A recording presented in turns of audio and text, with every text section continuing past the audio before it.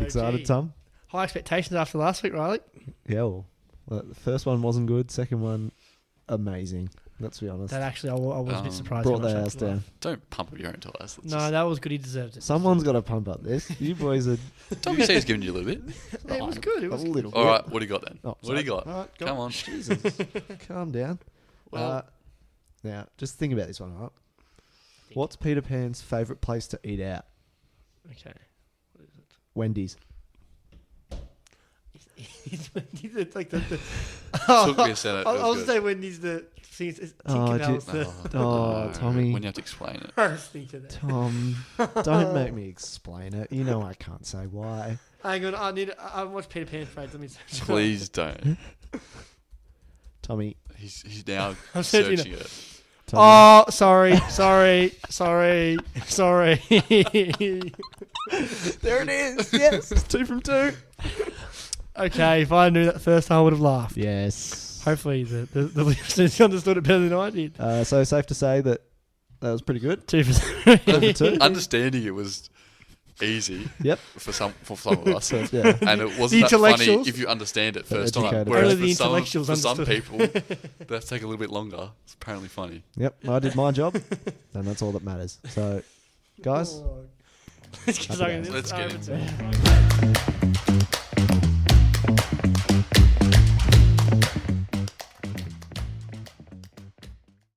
The Pub Test Podcast, episode 2, the finals preview. Made it past one episode, boys. Still here. didn't get the sack. How good. Happy days. When you're your own boss, it's pretty easy not to get the sack. Didn't really have a lot of competition to keep our jobs. On that, I haven't been paid yet, so do you know?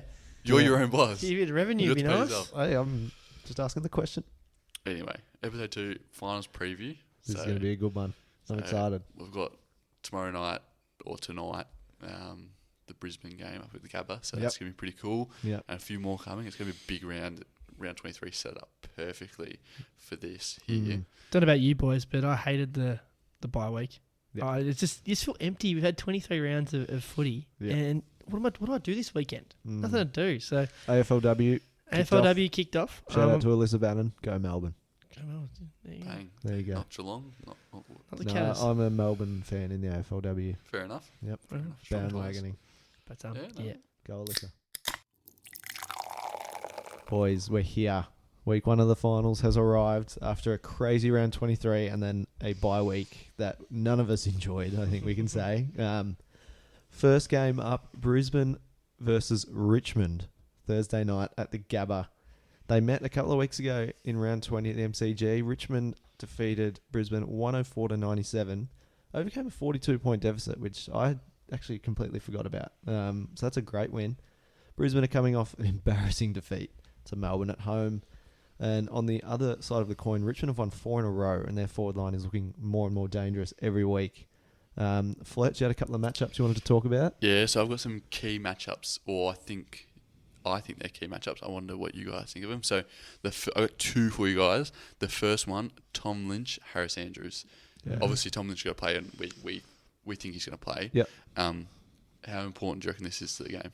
That's huge. Oh, That's yeah. huge. Especially that the form Lynch in 21 goals in 4 games, and obviously got a hold of Andrews when they met. I think he kicked 4, so that is absolutely massive. And obviously, you've heard a bit of in the media from David King in particular about Harris Andrews at the moment, and obviously he's an All-Australian, so he's a proven player. But yeah, Lynch is in some serious form. Yeah, I do agree with you. Lynch last 4 weeks has been incredible. Scary. I think he's really put himself a notch above with the Hawkins and Jeremy Camerons, in my opinion. Yeah. Obviously, he's got to get over that groin, and he's going to be right. He'll be fine. He'll be fine. Do you think that he's more important? That matchup is more important than Dion Prestia and Lachie Neale? Ooh, I do think so. Yeah. Yes. Yeah. I think So you're saying that Harris Andrews and Lynch battle is more important? Yeah, I think if Lynch starts to get on top of Harris Andrews, the flow-on effect will just be disastrous for Brisbane. Especially we've spoken last week about the Lions, their defensive woes, and Harris Andrews is probably him and Starsvich probably their 2. If one of their big 2, then one of their leaders gets taken to the cleaners, I don't know how they come back from that.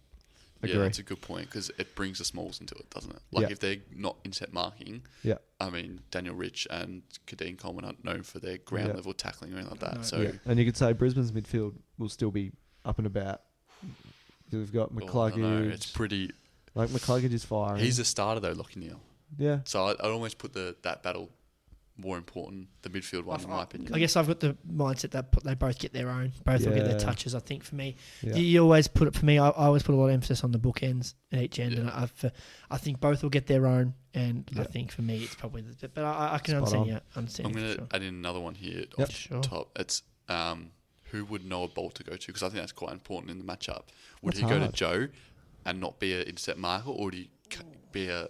I think he does, especially if no Grimes. I know Grimes usually goes to Cameron, but Grimes he can float wherever he wants to. I think Danaher is probably the biggest aerial threat out of McStay, Hipwood, and Danaher. So I think he probably go does. Bolt, yeah. I think Bolter probably goes to Danaher, to be honest. Because that could be a big matchup with Yeah. Grimes out with Cameron. Yeah, If they get enough ball in there, it could be a bit of a scary that's the thing. for Richmond. Yeah, for sure. They don't really have a matchup for Cameron, do they? That's the thing. That- I had him down as a big X factor. Yeah. Held goalless He could- last week, He could turn a 2 game on weeks its ago. head, Yep. as we've seen before. especially at the Gabba. Yeah. Yeah, he true. gets up and about. Jesus, matchups everywhere in that game. It's exciting. For me, is there a matchup for Shea Bolton? He tore them to shreds. He kicked 2-5 last time they played and 24 Yeah. touches. I think Starcevic is the matchup forward of the ball. Yeah. I think he takes their best small. But he's been playing that as we talked about, that centre forward role. And I don't know what happens if he rolls that midfield role into half forward, but Reece Masson, did he... he would not be able to keep up with him, would he? Not all well, game. inside, yeah. It's one of those They don't things. have an though, outside option I for No, him. don't it's think stoppage. you're not going to be able to stop him. No. Just limit him as much as you can. Yeah. Bit of body contact. Make sure it's just like pressure kick instead of Yeah. just a clean... And you probably could get in his head maybe a little bit. If the Brisbane crowd starts to get on top, you never know. Try and just get on him early. Yeah. See what Yeah. happens. If It's a hard one, eh? kicks a couple of goals in the first quarter, Yeah. that's It's a Yeah, game you don't want him danger. comfortable. You don't want those type of players Yeah. comfortable. So I think for Just me, body contact the at Shea every Bolton stoppage, matchup. doesn't it? Has to be Yeah. body contact. Because he's not the stronger, so if you've got body contact on him, then... agree. I think you have someone like a Matheson just to keep him accountable. Don't have to tag him because you're not going to keep up with him. No. Just a body contact to Yeah. stoppages, and then have Be near him. Starcevic as a proven instinct in defence. So Yeah. he'll keep him good So company. which but one... Getting back to the question, which one is most important? Is it still Lynch and Andrews for me comfortably. I agree. just it couldn't crack open the game? That'll you decide reckon? the game. Yeah. If Lynch kicks 6 or 7, Richmond aren't Yeah. losing. Like we saw on the weekend against Essendon a couple weeks ago. Just kick 3 in 3 minutes and just 18 points just like that. Just cracks the game Yep. open. And Yeah, whereas like Prestia not taking anything away, he's had a great season, but doesn't have the same like Not known impact for his as Lynch. ball use. it's not like that instant impact, like literal score point Yeah. pressure. So Yeah. no, I love it. I That's like it, good. though. Good- It's a good good matchup question. actually. Good now that question. I'm thinking about it. Yep. Next game, Melbourne Sydney. Very interesting game. They last met round 12, which was a long time ago. Sydney defeated Melbourne by only 12 points. It was a close one. Melbourne led most of the game, but Sydney came back late. How do we think this one's going to go, Riley? I was thinking about this. I think the ruck battle is going to be very interesting. Yep. So you've got Gawn and Hickey. Gawn's easily got his measure there. But I thought Sam Reid is going to be really important as that second ruck. He's been really good. Laddam's had a couple of injury problems, form problems, just hasn't really fit in. Sam Reid, when he's been in that second ruck role, has been a really good contributor. So I'm trying to think. Jackson is good around the ground, but Sam Reid is probably equally as good. He's a really good athlete. Do you think Reid will be able to kind of nullify that Jackson like burst that he might have? I'm not sure. I don't know. That's a good question. It's pretty I hard. think he has the agility around the ground. It's more the marking for me. But Yeah. that's a good question. Because like if Gawn and Jackson dominate ruck contests, and Oliver, Petrarca, and Viney are getting first use, and they get inside 50s the way they want to, forget about it. Yep. Yeah, I agree with that. Okay. I'd be more worried about the ruck rolling into the forward line and being that extra tall, because obviously Melbourne need that. If they are allowed to push hard forward and just take marks inside 50, even though Gawn's not the best set shot, but Luke Jackson's got better. Yeah. Got nice action, at least better than Gawn's. Yeah. If they can assert themselves as that second or Yeah. first tall, Yeah. I think that could really be where they win the game. Yeah. That's good. And That also, they've got Sydney has Buddy and Logan McDonald. Sam Reid can be that third tall and push Jackson to the other side of the ground and force him to move that way rather than swinging forward himself. Yeah, Yeah. it's that like these days the ruckman just like tap the ball and then just run. Yeah. If their team gets it, they're running deep Yeah. forward. Yeah. It's that who wins that out of that. And Reid's actually a good ball user for a tall guy. Yeah, I do agree Surprisingly with good ball user. So Yeah. I don't know, I just thought of that, just a little bit of left field one. that. No, I like it. Was there anything else you guys wanted to talk about with that Yeah, I one? think you mentioned it before, Fletch, about the ruck rolling forward. I think for me, D's forward line must get the ball to ground. We know the McCartan brothers are dominant in the air. As that I watched the Swans Pies game where they just dominated in the air. And I think if the D's forward line, especially their talls, aren't known to be, they're not in the upper echelon of your cats and stuff. So I think the important thing, they have to get the ball to ground. I think if they don't get the ball to ground, they let the McCartans dominate. I think they'll smell trouble for me. Yeah, definitely. You've got to. Melbourne's best is there because they Pickett has been electric. Yeah. They've got to get him supply, and it's not leading supply; it's front and center supply. Yeah. So Melbourne, whether it be Sam or Ben, they've got to be crashing the pack, bring it to the feet. No unpredictable balls going left and right. Try and bring it right to center. If you get Fritsch, Pickett and Spargo streaming towards goal, you're no chance. That's when they're scary. Your Rampies and your Lloyds. Then Rampy probably more so than Lloyd. Lloyd doesn't have the defensive capability to that's stop not what that. he's there for. So yeah, that would set them apart in that scoring because they can't score if they don't do that because they're not going to take a big contested mark. So that's a good one. I like that. Yeah. Sydney at the MCG.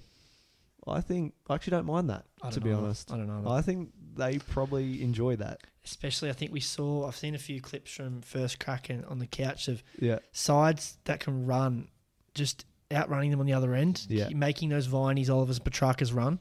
And I think the Swans Young Brigade, your Warners, your Gouldens, your Rowbottoms, I reckon they can expose them at the back and expose them running the other way. So I honestly don't mind. I know the Swans record at the SAG is pretty good, but I do not mind it either. I don't think it's as big a home game as D's probably hope, to be honest. I don't know. Melbourne's, I know they're not, they gut run. They do. They gut run. Like Sydney Oliver is boom, boom. He's inside ball, but at the same time he can get up and down the ground really well. Your Vineys, Petrarcas have been. They don't. Yeah, but it's finals. They do it. It's finals. They do it, but I think there's a speed thing. I think the Warners that could just get them on the speed. But yes, the lack of effort definitely an issue with them. That's for sure. I easily think Sydney could beat Melbourne at their own game, For sure. which leads me to tips. Tommy, who you tipping? It's a hard one. Real flip of a coin, really, in that it landed on the Swans for me. I'm just not sure I can trust the D's to kick a winning score against that Swans defence. It said I just don't think the D's forward line will be potent enough. So I think the D's must win the midfield battle. I'm not saying they won't. I think they're, as you probably said, the best midfield in the comp, but they've got to win that to try and get as many entries as possible to try and kick that winning score. So for me, the Swans. Yep. Fletch? Nah, Melbourne. I can trust them more. I think at finals time it just heats up and the ball's electric. Yep. And they'll get speed on the ball, and then those younger, smaller forwards will bring into it. And their defense is solid, so solid. I don't see like Buddy or Reid taking real contested marks against Manlever, to be fair. And Okay. Well, I'll disagree with you, Fletcher. I've gone Sydney. This was genuine 50-50 for me, but similar to Tom, like their defense is so rock solid. Teams just can't seem to get like sustained momentum for any longer than 15-20 minutes. You saw the Saints did it, but the game was kind of like it was almost over by then. Sydney had shut up shop a bit. So I don't know. I have a gut feeling that Sydney will pull it out. So which makes me nervous as a Cats fan because then Melbourne could be on our side of the draw if we win against Collingwood. But that takes us to Geelong versus Collingwood, the podcast rivalry. This is what we're here for, boys. Saturday twilight at the G. Controversial. Pretty Controversial. Good for me as I work Friday night, so I can now attend. But Tommy's pulled a lot of strings to pulled get a lot of Saturday strings. twilight. Yeah, sorry, not umpiring my Division 3 grand final. I'm going to footy. But yes, they met a long time ago. Round 3 at the G. Geelong got up by 2 goals, or 13 points to be exact. Collingwood had a 9-goal third quarter, and it looked like the Cats could not keep up with them. Looked like same old story, too old, too slow. And then Jeremy Cameron did what Jeremy Cameron does, and he kicked 6 goals. Geelong kicked 7 in the last quarter to get over the line. So these two teams have been the talk of the town since the buys, let's be honest. Geelong 13-game win streak. Collingwood, it was 12 of the last 13. Is that right? Yep. So just a little tidbit. Collingwood's average winning margin in that time is 9.6 points compared to Geelong's 39 points. Much talked about. A little dig there. Yeah, Tommy just C. Much talked about, for sure. Just trying to light the fire a bit. So I'm sorry, Tom. The Cats fan had to dig that in there. Just put it in there. Can't blame me, can you? To win. Tommy, anything you wanted to talk about in this one? For me, I'm playing devil's advocate here. I'm not sure who's going to take the two big boys of the Cats, in particular Tom Hawkins. I think we've got 3 key defenders. Our defence has stood up this year. While our stats haven't been great, our defence has stood up, that's for sure. But I feel like the 3 tools in more Murphy and Howe are probably more matchups for Cameron, and I don't think any of them are probably the perfect matchup for Hawkins. Apologise, but we've seen more struggle with that big tall. Lynch got a hold of him. Hawkins got a hold of him last time. So I'm a bit sceptical of that. I know he's got the height, but I feel like that strength might be an issue. But that's the big one for me. Is I'm a bit concerned that the Cats keys will kick a winning score on Collingwood.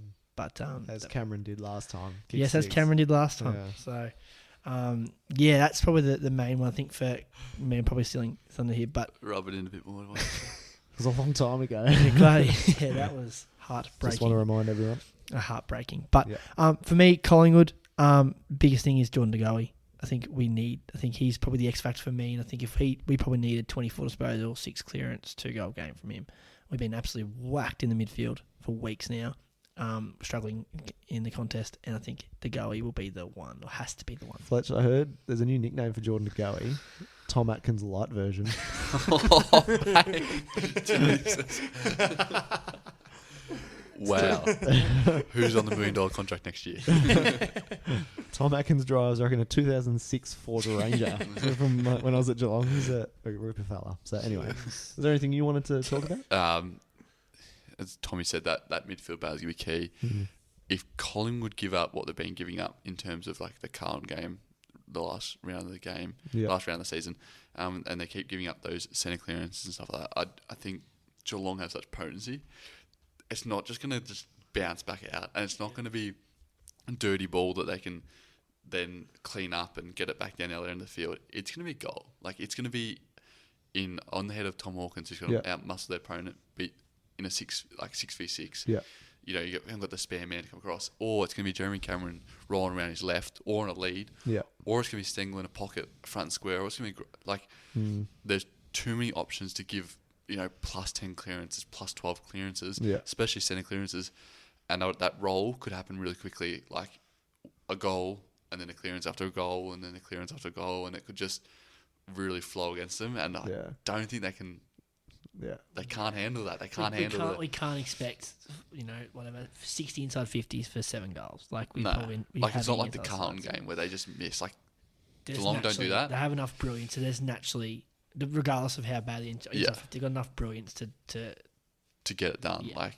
So as you say, De Goey, Pat Lipinski, Pendlebury's got to probably go in the middle. Adams would be a big in if he ends up playing. Like Josh Dacos, I think these guys are going to be the be all and end all. All they got to do is halve the contest. We don't need to win it. We just got to halve it. That's right.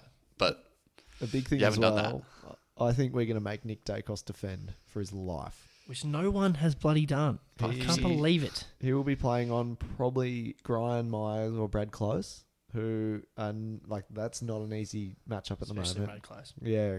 Brian, Speed, the lesser one, but still he's fast. His tackling pressure's on now, and he's using the ball really well. Yeah. So if we can make Dacos defend, and as well, Gary Rowan, I think, might go to Maynard just to nullify that sort of rebounding. I wanted to touch on Maynard. Yeah. But, that's it. So I think if Rowan can nullify Maynard a little bit, stop that rebound, that would be huge. I reckon Maynard might go to Jeremy Cameron. I reckon it's a good matchup. Because Howe stays interceptor, and then Darcy Moore on Hawkins. Murphy will play on one of them. Murphy's been a gun. He'll play on one of them. Yeah, but can he go up the ground with Jeremy Cameron?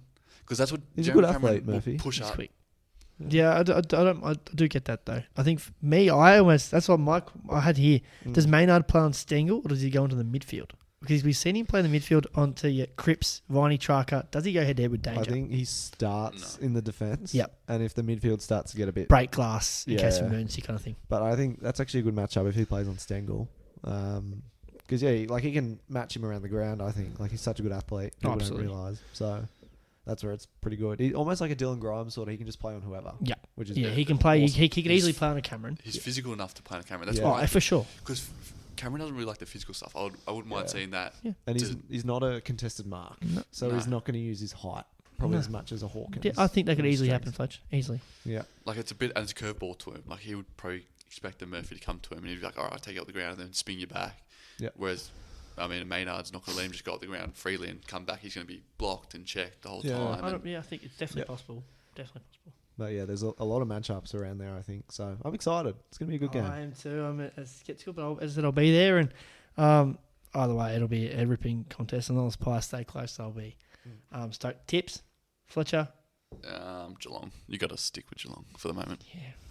14 in a row, baby. Yeah, my heart's picking the Pies, but I can't pick the Pies at the moment. I think the Cats are rolling, and I think they will get it done. But Collingwood to make a prelim, but we'll do that next week. Bang.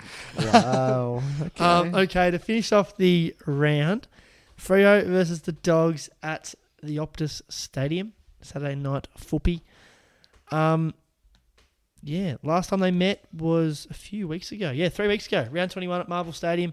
Fremantle defeating the Dogs by 17 points in what Fletcher describes as a very boring first half. Fremantle able to play their favoured, slow, uncontested marking game style. And the Dogs, I heard it almost felt like so I didn't watch the game, but I've heard that it almost felt like a basketball game and that the Dogs let them get halfway and then started playing defence. And they readjusted, but by then the game was over and comfortable win on that occasion. But we know the Optus Stadium provides a massive advantage to Freo boys, and however their form over the last 5 weeks coming into this game hasn't been convincing. Fair to say, losing to Sydney and Melbourne, and probably getting away with a draw against the Tigers in a very scrappy encounter. Yeah. Fletch, our resident Doggies man, as you've got some very vested interests and. Please tell me if any player or group of players you think need to step up for the Doggies to pull off the upset here today. Well, the players are pretty obvious. I think the midfield is just the money's there, so it's got to go midfield. But the whole side goes pretty much in the midfield. Yeah, so ouch. It's pretty much going to be the midfield. But apart from that, I think I'd be really disappointed if they don't learn from their round 21 appearance. They know what Fremantle want to do now, and they've got to stop it. They've got to get up on their man and things like that because it was just too easy, chip all the way down the ground. So I'd be really disappointed if I just watched uncontested mark footy because I'd be like, what are you doing? This is one, not our game, and number two, you watch this in round 21. So I'd be really disappointed if that doesn't get stopped somehow. Yeah, for sure. And that's where I think a player like Jamara, like last time they played, the Freo defenders rebounded so easily. Yeah. Like, there was no pressure whatsoever. No. I had a look. Your Luke Ryans, Jordan Clarks, Brennan Cox, you name it, all those guys. They had 30 intercept possessions between them. Yeah, it was... Between, 5 guys. So that's either your Jamaras and Nortons and those. Once it hits the ground, they're just not... Like, they've got it, like you said, they just got to halve a battle. Yeah. Just get it to ground. Similar to that Melbourne with Ben Brown, all those guys. And then hopefully let Waitman and those guys do the work. Yeah, they just can't let them mop up, get the easy handball backwards and then just a kick and then stop the game. Yeah. That's going to be the key. And then even if they do get that, they've got to push up and almost go man-on-man to the zone and let them pick holes. They've got to get on man-on-man. I just hate that the same game plan comes out. I don't think it will, but I hate if the same game plan comes out. Yeah. The only thing that I take a bit of comfort out of Fremantle played their game plan. Can they do it not under the roof of Marvel and they do it in maybe a wet setting under the lights, a bit young side first final. You know what I mean? So, and finals turn a bit more contestant, a bit more pressure, a bit more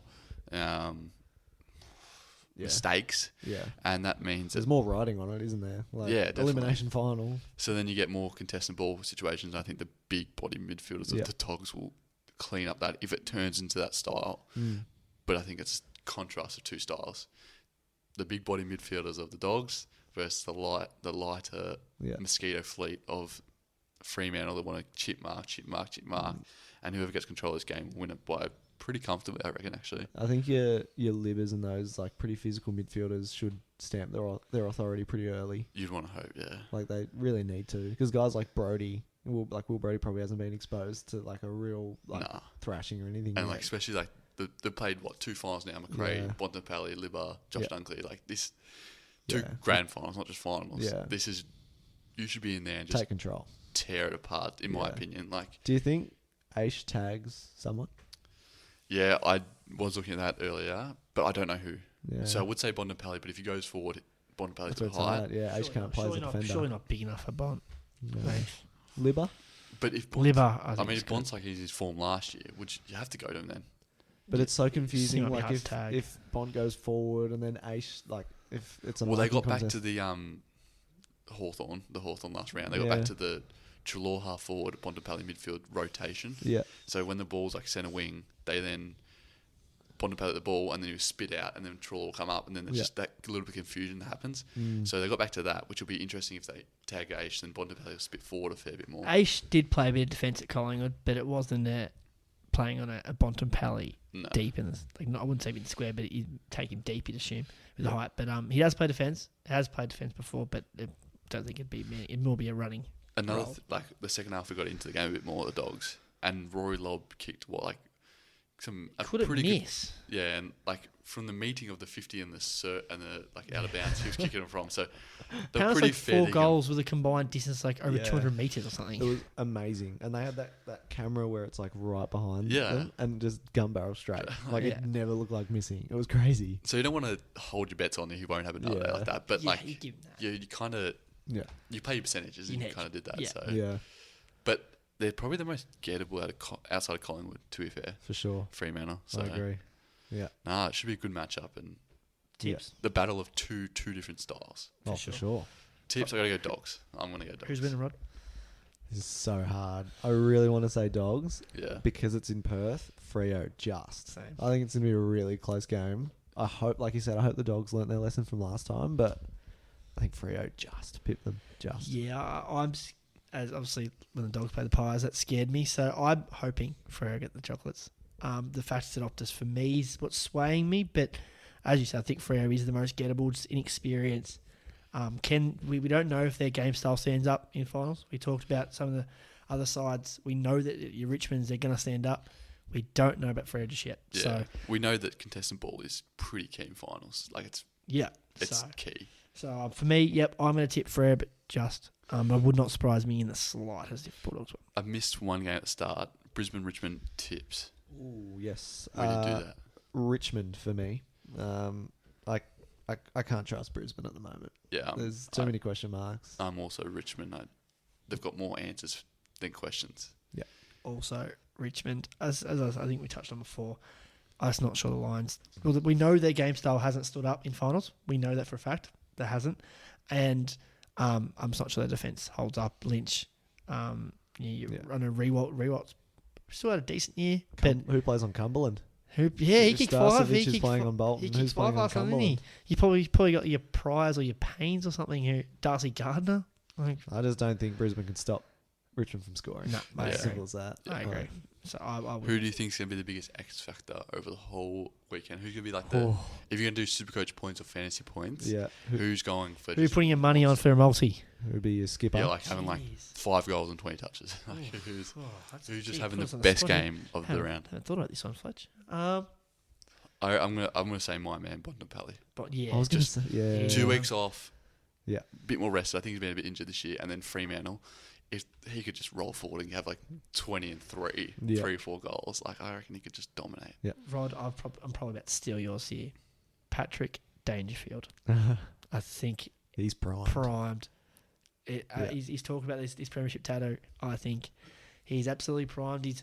We've seen the way he's been eased into this finals campaign. He's ripe for the picking. Yeah, I he's reckon playing flying 60% game time, and he's played like 13 or 14 games. Yep. He's as fit as he's ever looked. So I'm excited. Dangerfield for me. It's a tough one.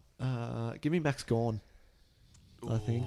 Backs up from last year. Yeah, I think he's going to get on top of Hickey. Pretty sure that last game he had 28 touches, 3 goals. Yeah. I think. He's just going to give those absolute star mids first use. But I don't know. I did tip Sydney to win, so a bit contradictory, but I think Max is just built for this. Yeah. I've got PTSD from the prelim last year. If he gets goal kick, like last year's goal kick at the end of the final series, that was incredible. Like just from 50. Yeah. Riley closed his eyes at night and probably still sees it. That was incredible. Horrendous. On the run. If he gets back to that, shit. Yeah, he's getting picked up like a rag doll. Someone picked him up. Anyway. But, boys, great chat as always. Now, boys, I don't feel like we could finish this episode without talking about the All-Australian team. Always a much debated topic around this time of the year, and surprise selections and omissions. Nick Dacos, but I feel like no, I'm not having it. Sorry, continue. We're going to talk about surprise omissions at the end, but now unfortunately due to time constraints, we weren't able to do what we'd planned. I think when we started this podcast, our plan was to do an All-Australian podcast special, where we do a separate episode. We release our teams and what us justifying certain picks, but we felt like it had to be done before the Wednesday when the teams were done selected. So what we're going to do instead tonight is we've got the team in front of us here, the team that was selected. I know this is a week late, but what we're going to do, we're going to run through each line, and we're going to talk about the changes that we would make. So instead of talking about each player that we would select in our team, we're going to talk about the changes that we would make personally. So, ready into it, boys? Yep. Love it. Very. All right, so I'll start us off. So we'll do in sets of 6, so it's a little bit easier to read. So the back line, Tom Stewart, Stephen May, James Sicily, Jack Sinclair, Sam Taylor, I almost forgot his name for a second then, and Adam Saar. Are you doing this squad or your squad? Oh, shit. Spoilers. No, keep going. That's all right. Well, there you go. I think we all knew that, I don't know, James Sicily was pretty good. So All right, so now, Tony, let's round off the ones that made the team. Okay, so this is the actual. team. I just did my back 6, but Stewart, May, Maynard was the one I was meant to say. Yeah. Sinclair, Taylor, and Sard. Now, boys, did we have the same 6 as I mentioned myself? I didn't have the same 6. So Sicily, I think the one we all thought would be in there. It's how. And then the other one I went with was Angus Brayshaw. I think he was awesome off halfback. They moved into midfield late, but I think he was absolutely terrific off halfback and one of the best defense in the league. So I think you got to put him in there over Brainer Maynard and who was the other one? Oh no, I'm looking at your sheet and I don't see a Geelong player there. You should. You didn't pick Tom Stewart? Oh, I did mean to pick Stewart. Actually, instead of Sard, I had Stewart. Yes. Sorry. Jeez. Tom Stewart, you beauty. That's the last one. That one. Welcome to the team. Yes. Glad to have you on I was board. going to say that was a non-negotiable. Yeah. That would have been saucy. Yeah, that would have been. I got the clicks. Anyway, we went with Angus instead of Fair enough. the other halfback. I think he had a very good year off halfback and then moved into midfield and was just good. So, what about yourself, Riley? I had all the same except for Sicily over Maynard. The more I thought about it, the more I think Maynard deserved to get in. Like, he had a really good year that probably the stats didn't show, but Sicily had to be in there. Yeah. So, Yeah, I guess in my head, I'm kind of like justifying like he was really stiff last year, Maynard. I thought he deserved to be in last year, but I also had Sicily. As much as I'm happy for Maynard that one of the Pies boys made it, I probably had Sicily as well. So moving on to the centre line. Now, Riley, don't make the same mistake I did and actually make sure you actually reveal the team that was read out. That's true. Let me just get to the run sheet so I don't read my team. All right, here we are. The centre line. So this is the wings and the centre. We have Tuke Miller, Clayton Oliver, Callum Mills. The followers are Max Gawn, Patrick Cripps, and Lockie Neal. Boys, did you have anything different there, or are you happy? Well, the winger position is probably the most controversial position in the AA squad. No genuine winger, like full-time winger, gets into the squad because you just don't get touches like that. So I had to go with a part-time winger.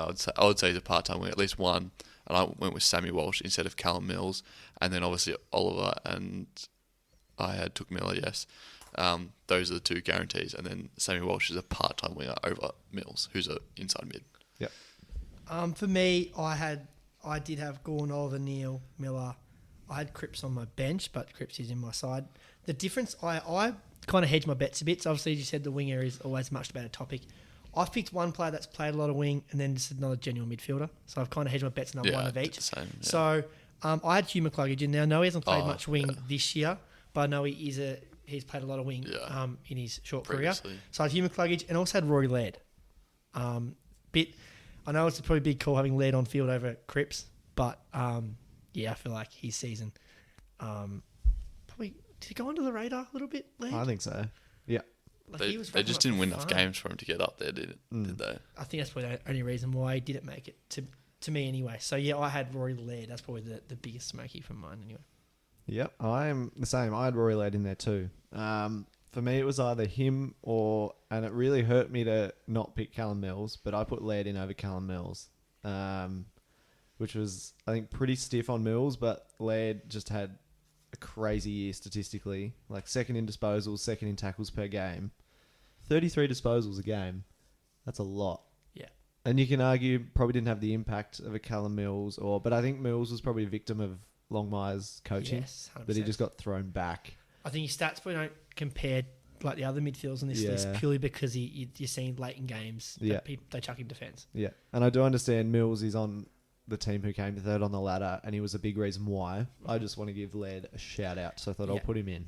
Yep. So, but were the followers the same for you guys? Yep. Yep. Yeah. Yep. Gone, Cripps and Neal. Yep. Yeah. Oliver Neal. Yeah. Happy. Oliver's a centre.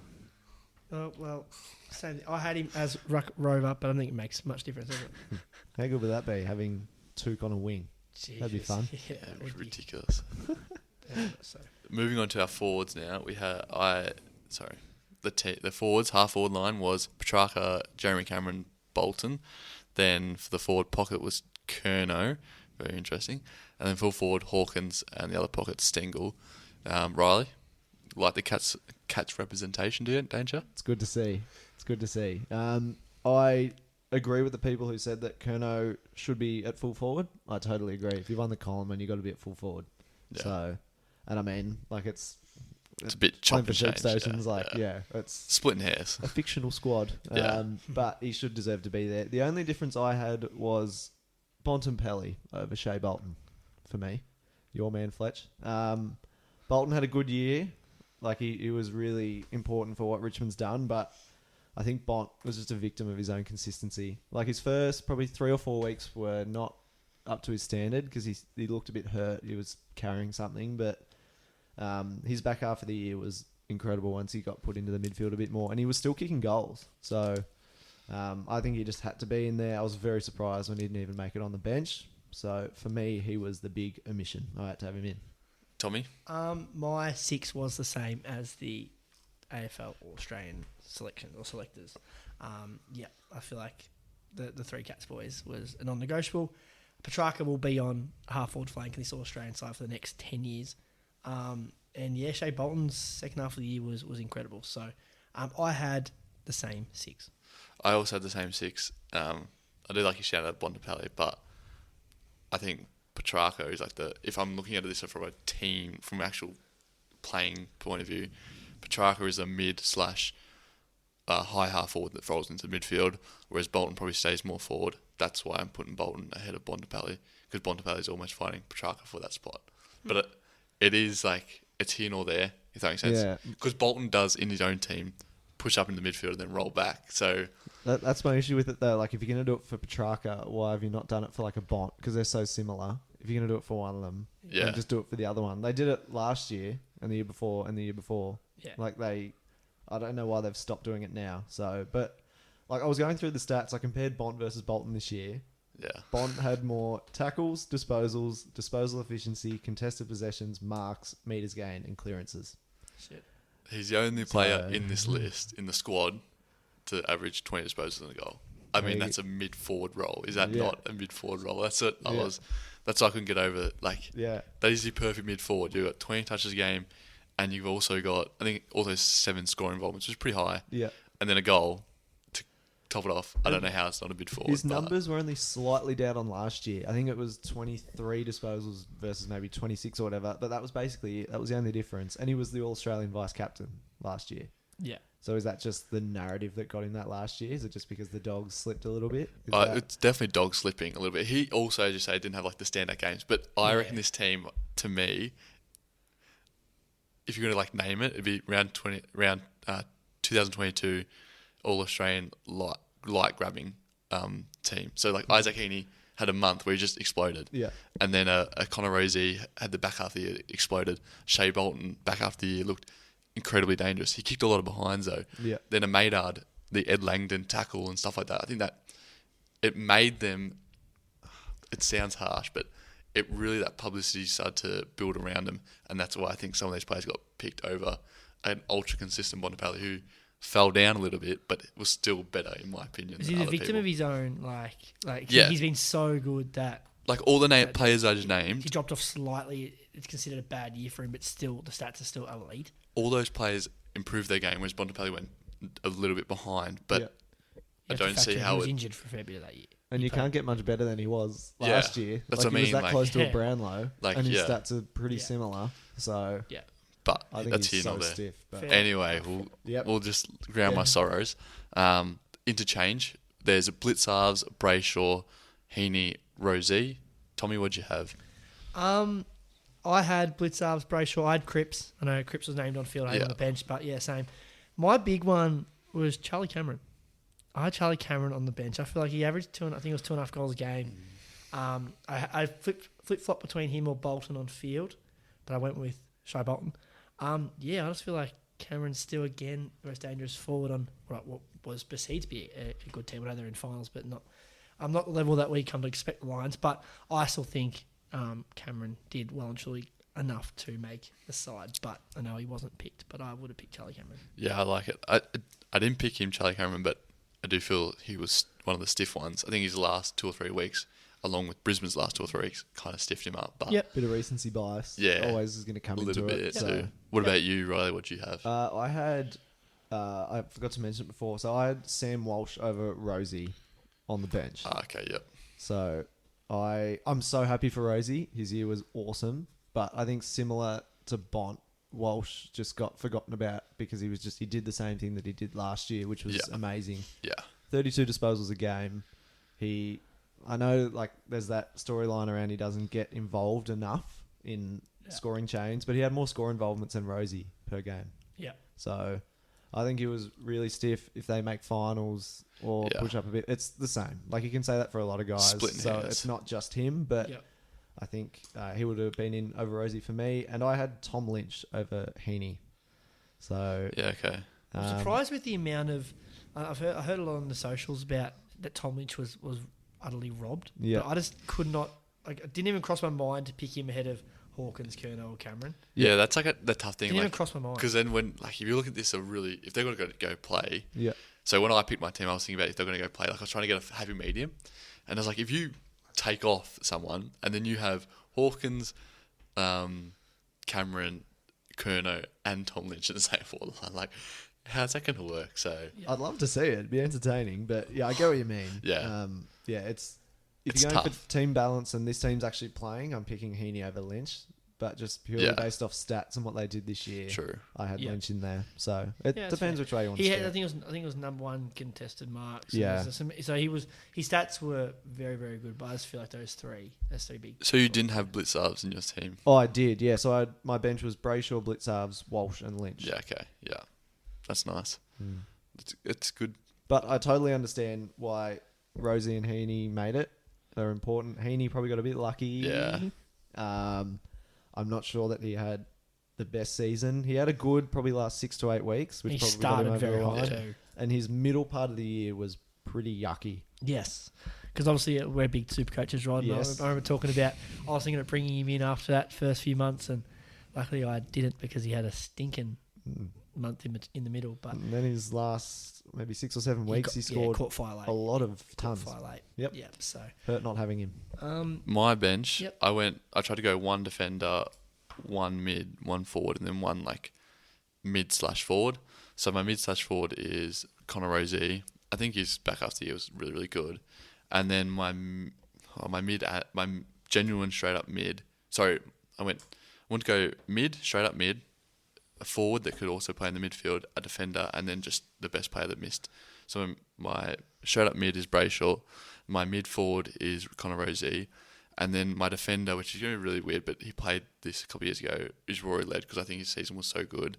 And then I went Bontempelli because I feel like if you took him off the Dogs, and the Dogs are probably like bottom 4 side, he was just so important for them, and he's bottom also my 4, man. wow. They're that important. Bottom 4. Probably not bottom 4. That's probably, but they'd be fighting with West yeah. Coast. They'd probably be fighting with. They wouldn't have not done- West Coast.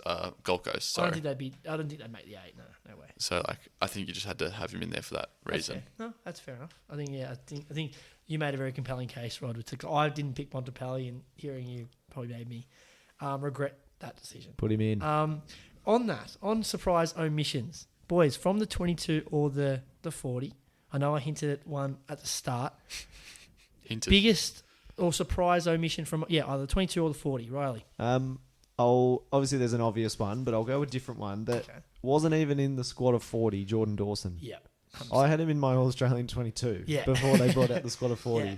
And I know he moved up onto a wing, but I had him. I feel like you can justify putting him on a half back. I would have picked him ahead of Sard. Yeah, he had a far better season than Sard did. Yeah, I think so. And that's not even just looking at the stats. That's just off the role he played and how important he was. So the fact that he didn't make the 40 is beyond me. Yeah. And like as you say, he's brought up to be a winger, so like another opportunity to get picked, so we can pick a winger. Like because there's only Hugh McCluggage and that's it as a winger. At least like pick Jordan Dawson so we can pick another winger. Yeah. Type of thing. My one for the 22, which wasn't the biggest omission. Well, obviously Sicily, but Tom Barrass. I thought like considering West Coast was like head in hands watching them play, no pressure on the ball. As a defender, it's like the worst thing you have, and yet he was still so good. I think that was underrated. The fact that like the ball was just coming down like how it wanted to. They were just handballing through everything and then kicking it, and it was him just watching the ball come down. He did a fantastic job to withstand that and intercept mark so much. He held up really well. Yeah. All things considered. I know it's hard because every week you look and they've conceded 120 points, but like, that doesn't if you go show watch a what he's game done. and like watch 1-on-1, Yeah. and then even like intercept, like the ball is coming down so easily. There's no dump kicks. He's reading the kicker, which a May with their midfield, he can get a dump kick there and here and there and get an intercept mark, and then Taylor not so much, but he was really, really good too. But I think they were getting walk through inside 50s. Like it's easy, as I said, dump kicks when you set up so well to get those uncontested intercepts. He's getting they're getting silver service towards him. And he's still, also, they didn't have McGovern for a lot of that year. Yeah. So he didn't have his partner in crime, who's usually there to help him out with that sort of thing. Yeah. So, fair play to him. But I'm not saying that Taylor and May shouldn't have been there, but I think it was a bit of a stiff. He had a good year in a time that I did seriously think May or Barrass. Yeah. But I did tell him May, obviously, but I thought about that. All right, Tom, who do you want in there? Mine, look. Your little man. Nick Dacos was stiff. I know it sounds incredibly biased. I'm a Collingwood fan. Are you? But I'd pick Dacos ahead of Crisp. If to show that I'm not that biased, I would have picked Dacos ahead of Jack Crisp. I don't mind them making him earn it for a year though. Someone like Jack Crisp. He's won enough this year. I do get the thought process because he's got 10 years to get in every single year. Just give it to someone else for 1 year. And I guess someone said that, and I was like, oh, that's not a bad point. Look, I personally was very surprised to see his brother in there and not him. I was surprised to see Josh ahead of Nick. I said I would have put Crisp ahead of him, but it was probably a little bit cheap. Like I know everyone says cheap touches. It probably was a little bit easier than some of these other players that got picked for him. But Dawson was another big one for me as well. I said I almost had him in my 22, and to make the 40 was pretty stiff. But, robbery. Yeah. Daylight robbery. So, and then Sicily we got to talk about Sicily just not making the yes, team. that's Like incredible. what the hell? I was shocked to see when you put on our socials. Please check that out. Link below. For you, what you said about leading the coaches' votes out of everyone in the top 6, that surprised me. Comfortably as well. Yeah. I think 13 more than the next highest. Wow. Yeah. That makes even more mind blowing. To be honest. I mean, I don't know what I'd love to be a fly on the wall in that conversation where they said, let's not pick him. Yeah. Like, he doesn't deserve to be in there. Yeah. It doesn't make sense to me at all. So, make it make sense, Fletch. I can't. I'm sorry. I'm sorry. Nah, but it was a good All-Australian team apart from those people we just talked about. I think this year was a picked based on people that rose rather than stayed with a few selections. But apart from that, I think it was a good team. And Always seems to be an uproar with the Australian. I don't think it was that bad as people made out. I always seem to hear like, worst All-Australian team ever. Like, I didn't think it was that bad. And I don't want people to think that we are dissing the people who made it, and we're like, everyone who made this team thoroughly deserved to make it. Had an amazing season. Absolutely. So shout out to them. Well done. That everything on the All-Australian? Think so, boys? Can I get to this next bit? Yep. We discussed briefly some questions that we wanted to ask about some awards and premiers, runners-up, etc. So I'm going to ask the boys what they are thinking about these ones. One-word answers. We're doing rapid fire sort of setup. Don't justify, I'm just saying. Rapid fire. Going to go straight into it. Tommy, Premier. Geelong. Sydney. Seriously? Yeah. Peaking at the right time of the year, mate.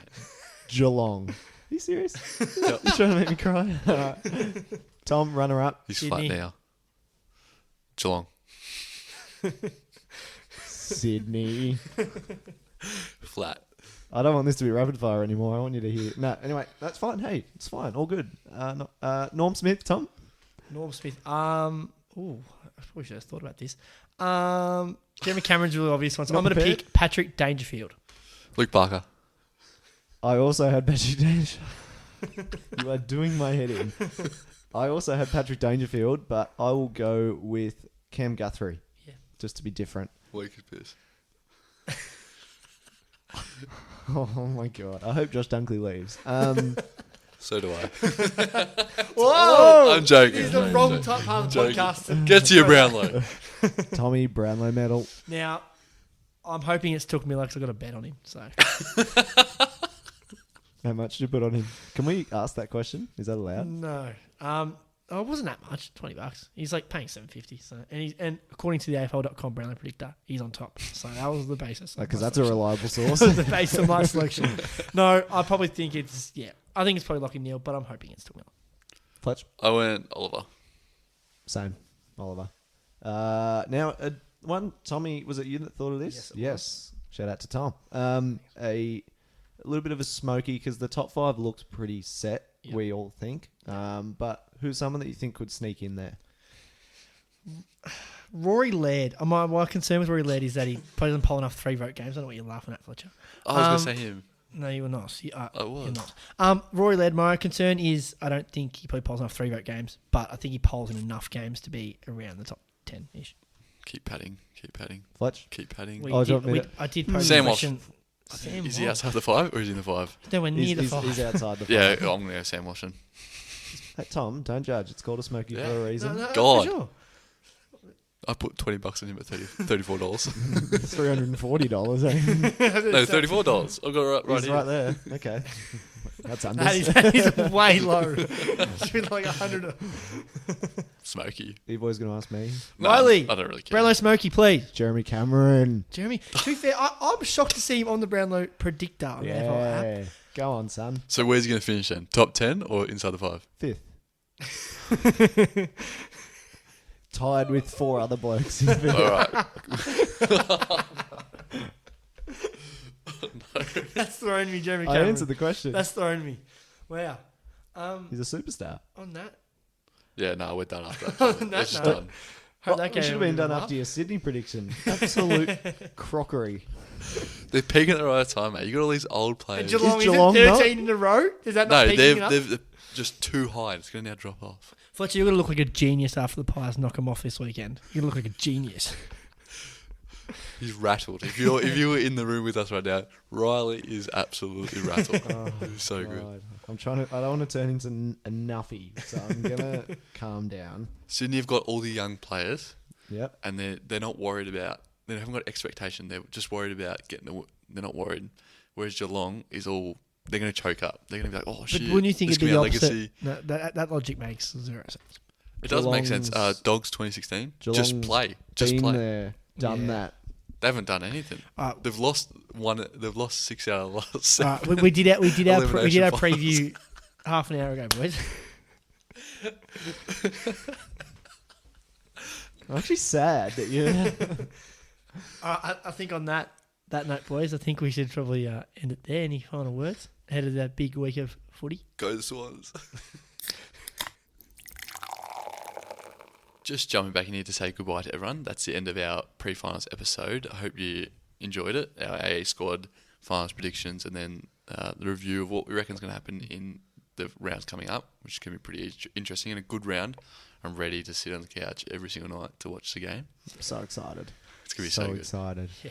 There was some good discussion there as well, I think. I think we did well there. Yeah, I reckon. There's a few interesting comments there, but Riley's now settled down and not rattled anymore. Yeah, I haven't seen Oh, you I'm that still rattled in a rattled. I'm long, just long putting on a time. brave face. All right, calm down, mate. Just calm down. It's You all right. brought it up. It's all right. Anyway, this is coming out on. This is out on the Wednesday. You listen to this on the Wednesday.